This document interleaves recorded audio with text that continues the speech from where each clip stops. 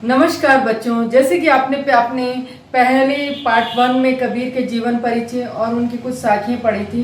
अब हम आगे पार्ट 2 में चलेंगे, कबीर की कुछ साखियों के भावार्थ को समझेंगे। साखी है, सुखिया सब संसार है, खावे अरु सोवे। दुखिया दास कबीर है, जागे अरु रोवे। फिर से दोहराएंगे कि सुखिया सब संसार है, खावे अरु सोवे। दुखिया दास कबीर है, जागे अरु रोवे। पहले कठिन शब्दों के अर्थ जानेंगे। सुखिया सुखी, सब सभी, संसार विश्व, खावे खावे का अर्थ है खाना, अरु अरु मीन्स और, सोवे सोना। दुखिया दुखी व्यक्ति, दुखी, दास कबीर है, जागे जागना, अरु मीन्स और, रोवे रोवे का अर्थ रोना। अब हम इसका भावार्थ समझेंगे।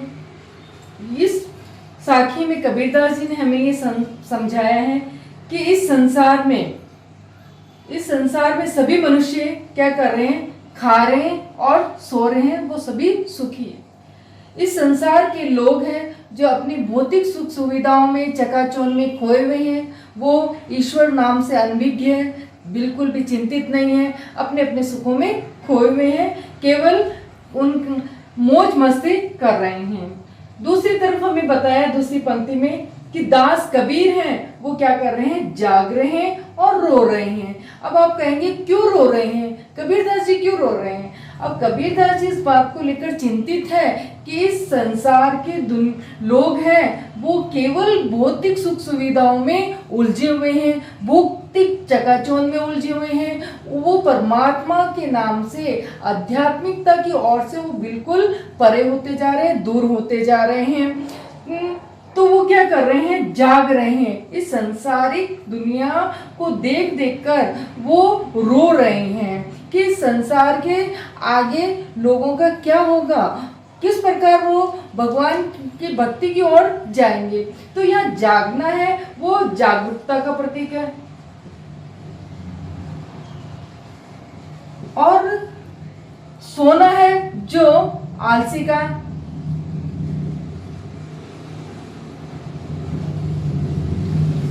आलसीपन का प्रतीक है। तो जागना, जागरूकता मीन्स वो इस संसार के लोगों को जागृत करना चाहते हैं।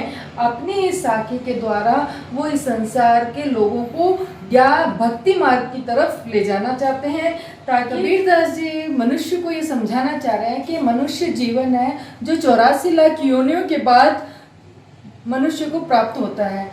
तो इस जो मनुष्य को ये जीवन प्राप्त हुआ है उसमें वो केवल ईश्वर का नाम भजन ले, ईश्वर की भक्ति करे, इसीलिए वो ये सब संसार की मोह माया को देखकर चिंतित हैं। तो इसके आगे हम चलेंगे, आगे की साखी पढ़ेंगे।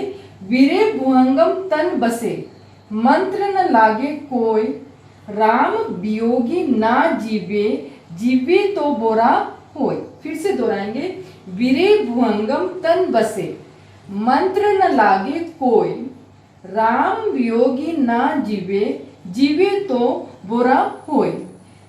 अब कठिन शब्द है विरह। विरह का अर्थ है जुदाई, अलग हो जाना। भुअंगम सांप, सर्प भी बोल सकते आप। तन शरीर, बसे बसना, बसे का अर्थ है बसना। मंत्र न लागे, लागे का अर्थ है लगना। कोई कोई भी। राम वियोगी, वियोगी का वियोग, वियोग किसको कहते हैं, दुख को।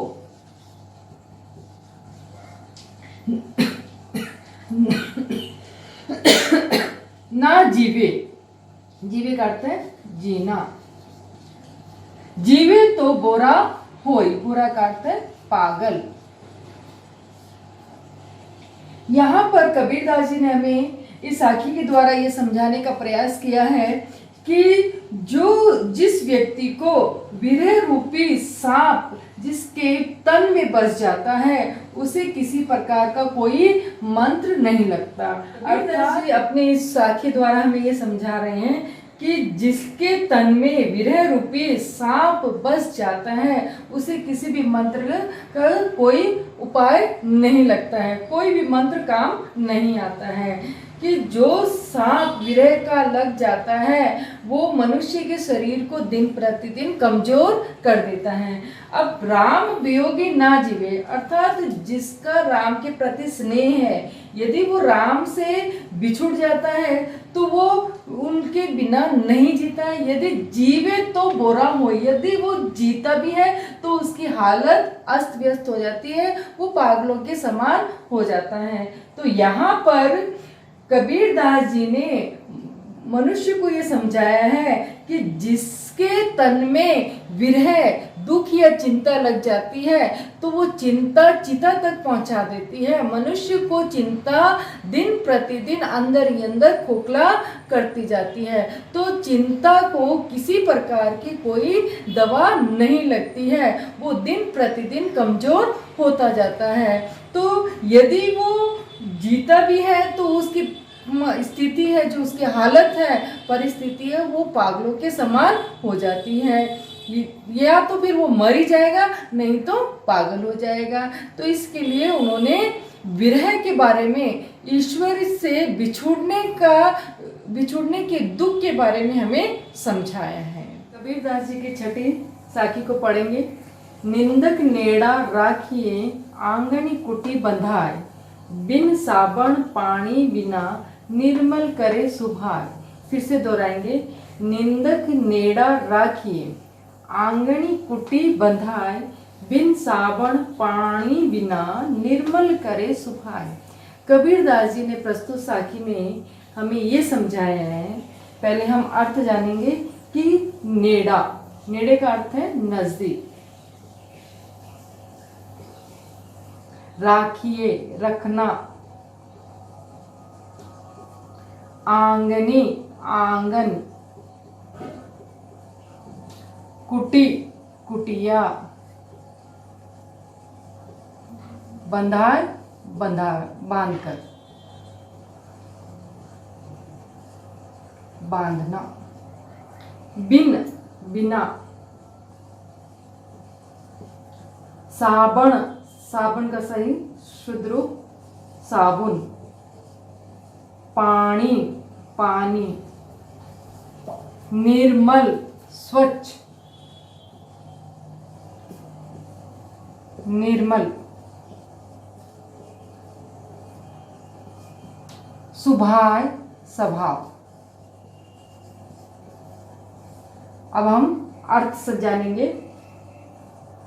कबीरदास जी ने हमें क्या समझाया है कि जो व्यक्ति हमारी निंदा करता है ऐसे व्यक्ति को हमें अपने आंगन में कुटी बंधाकर रखना चाहिए, अर्थात हमारे आसपास ही रखना चाहिए।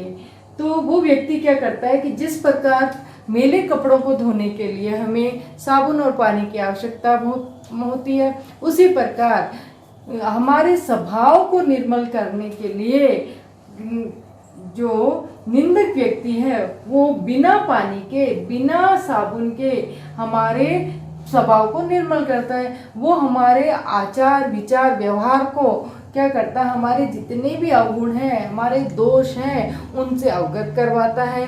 तो उसकी जानकारी हमें नहीं होती है, लेकिन वो हमारी निंदा बार बार करता है, बार बार उनसे अवगत कराता है, तब हमें अपनी बुराइयों के बारे में मालूम होता है। अब कोई भी व्यक्ति सर्वगुण सर्वश्रेष्ठ नहीं होता, सभी व्यक्तियों में कोई ना कोई बुराई अवश्य होती है।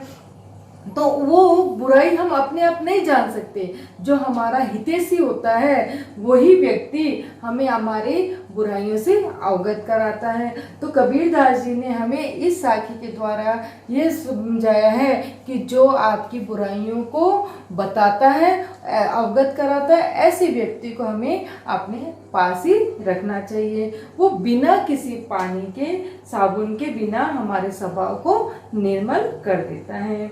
अब साथ ही साखी को पढ़ेंगे। पोथी पढ़ी पढ़ी जग मुआ, पंडित भया न कोई, एक ही आशीर पीव का, पढ़े सो पंडित होय। फिर से दोहराएंगे। पोथी पढ़ी पढ़ी जग मुआ, पंडित भया न कोई, एक ही आशीर पीव का, पढ़े सो पंडित होय।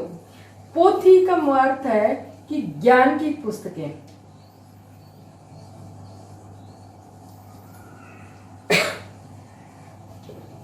पढ़ी पढ़ी मीन्स पढ़ पढ़कर। जग का मतलब ये संसार। मुआ का मतलब मर गया। पंडित का मतलब ज्ञानी। एके मीन्स एक। आशीर अक्षर। पी मीन्स परमात्मा, या फिर हम प्रिय भी बोल सकते हैं, ईश्वर। पढ़ना, पंडित ज्ञानी। तो इस साखी के द्वारा कबीरदास जी हमें ये समझा रहे हैं कि इस संसार में कितने ही ज्ञानी लोग वेद उपनिषद पढ़ पढ़कर इस संसार से चले गए हैं, लेकिन उनमें से कोई भी ज्ञानी नहीं बन सका है।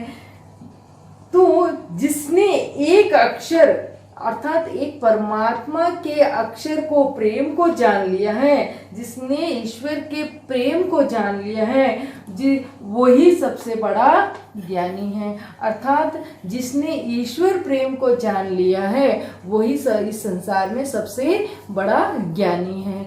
यहाँ पर कबीरदास जी ने पुस्तकीय ज्ञान के से ज़्यादा ईश्वर की भक्ति को, ईश्वर से प्रेम या स्नेह करने को ही सबसे बड़ा ज्ञानी माना है। अब हम 8वीं साखी का भावार्थ समझेंगे। पहले उसके अर्थ जानेंगे, पढ़ेंगे। हम घर जाल्या आपना, लिया मुराड़ा हाथी, अब घर जालो तास का, जे चले हमारे साथी। फिर से दोहराएंगे साखी को। हम घर जाल्या आपना, लिया मुराड़ा हाथी, अब घर जालूं तास का, जे चले हमारे साथी। पहले हम इनके अर्थ जानेंगे, शब्दों, कठिन शब्दों के। जाल्या का मतलब जलाना। आपना, अपना। मुराड़ा, जलती हुई मशाल।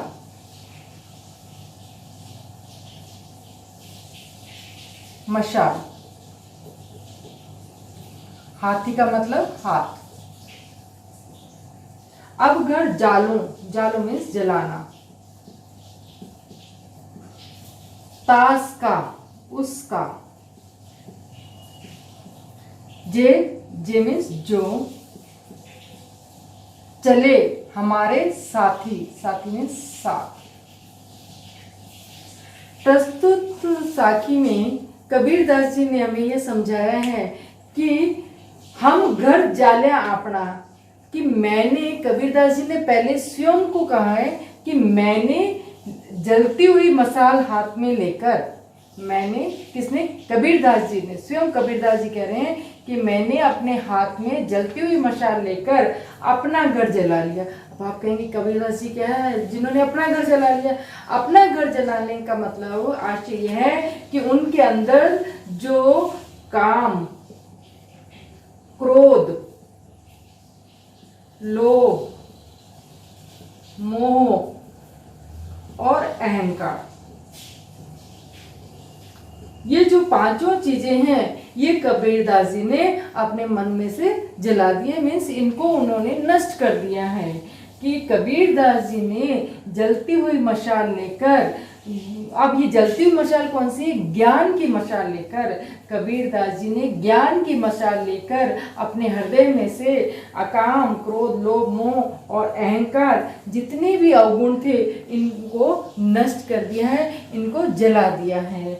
अब वो क्या हमें क्या कह रहे हैं कि अब घर जालो तास का जे चले हमारे साथी, कि जो व्यक्ति अब मेरे साथ में चलेगा मैं उसका भी घर जला दूंगा, अर्थात उसके अंदर भी जो काम, क्रोध, लोभ, मोह, अहंकार है, ये जितनी भी बुराइयां हैं मैं उनको दूर कर दूंगा। तो पहले कबीरदास जी क्या करते हैं, स्वयं के अंदर जो भी अवगुण है वो उन्हें खुद दूर करना चाहते हैं कि जब तक हम अपनी बुराई को दूर नहीं करेंगे तो हम दूसरों को कैसे ज्ञान दे सकते हैं। तो कबीरदास जी ने भी यही काम किया है। यहाँ पर उन्होंने जलती हुई मशाल मीन्स ज्ञान की मशाल लेकर उन्होंने अपने हृदय से ये पांचों जो अहंकार, काम, क्रोध, लोभ, मोह, अहंकार, ये जितने भी अवगुण हैं इनको उन्होंने नष्ट कर दिया है। तब अब वो क्या करते हैं, जब हम खुद ज्ञानी हो जाते हैं तभी हम दूसरों को ज्ञान दे सकते हैं। तो वो सर्वगुण संपन्न होने के बाद कबीरदास जी कहते हैं कि जब अब वो सर्वश्रेष्ठ हैं, अब वो इस कार्य को करने में समर्थ है, उनके अंदर सामर्थ्य है। जब मनुष्य के अंदर खुद के अंदर सामर्थ्य होता है तभी वो दूसरों की सहायता कर सकता है। तो यहाँ पर भी कबीरदास जी अपनी ज्ञान रूपी मशाल लेकर जिनके अंदर अवगुण है वो उन अवगुणों को दूर करना चाहते हैं। प्रिय बच्चों, मुझे विश्वास है कि आपको ये समझ आया होगा, तो आप इन्हें फिर से दोहराएं। बच्चों, मैंने अपनी वाणी के द्वारा एक छोटा सा प्रयास किया है आपको समझाने का, तो आप जरूर समझे होंगे। मैं इसी तरह आगे भी आपको मीराबाई, बिहारी, मनुष्यता आदि कविताओं के भावार्थ समझाने का प्रयास करूंगी।